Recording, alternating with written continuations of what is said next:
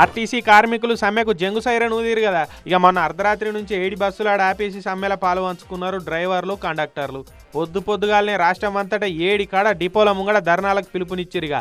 RTC సమ్మెను ఎట్లన్నా పలసగా చేయాలి, జనాలకు తక్లీఫ్ లేకుండా బస్సులు నడపాలని మంత్రి పొన్నం సారు ఎంబడే ప్రైవేటు టెంపరీ డ్రైవర్లను పెట్టి అయినా బస్సులు నడపాలని ఆర్డర్ చేసిండు. ఇక ఆర్టీసీ అధికారులు అద్దె బస్సుల డ్రైవర్లను పెట్టి పోలీసుల బందోబస్తు నడుమ బస్సులను డిపోలకు వెళ్ళి బయటకు తీసిరు.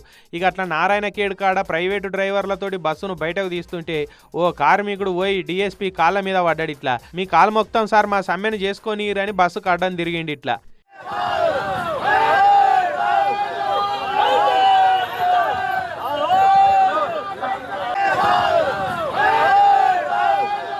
ఇక ఇదే తీరులా చాలా జాగాల ప్రైవేట్ డ్రైవర్లతోటి లొల్లి పెట్టుకున్నారు డ్రైవర్లు, కండక్టర్లు. బస్సులను కదలకుండా 7 కాడ అడ్డం తిరిగిరు.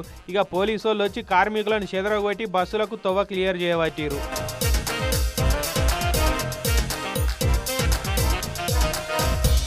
ఇక ప్రైవేటు డ్రైవర్లను పెట్టి నడిపించిన కొన్ని బస్సులలో కండక్టర్లు లేకపోయే వరకు మొగోళ్ళకు కూడా ఫ్రీ టికెట్ ప్రయాణమే అయిపోయింది. మీరు ప్రైవేట్ డ్రైవరేనా? ఈ బస్సులో పురుషులకు ఫ్రీగా ఉందా లేకపోతే టికెట్ తీసుకుంటున్నారా? ఫ్రీ తీసుకుంటున్నారా? టికెట్ లేదా? సమ్మె నడుస్తుందనే వరకు యాదగిరి గుట్టకు వచ్చే భక్తజనం అంతా కూడా పలసగా అయిపోయింది. ఫ్రీ బస్సు ఉన్నప్పుడు గుట్ట నిండా భక్తజనమే ఉంటుండే. ఇక బస్సులు బంద్ అయినాయని చాలా మంది రాలే. మళ్ళీ ఇదే మోక అనుకొని అద్దె బస్సులు నడిపించిన డ్రైవర్లు కొందరు ఈ బస్సుల మీదనే ట్రైనింగ్ అయినట్టు ట్రక్కర్లు కూడా చేయబట్టిరు.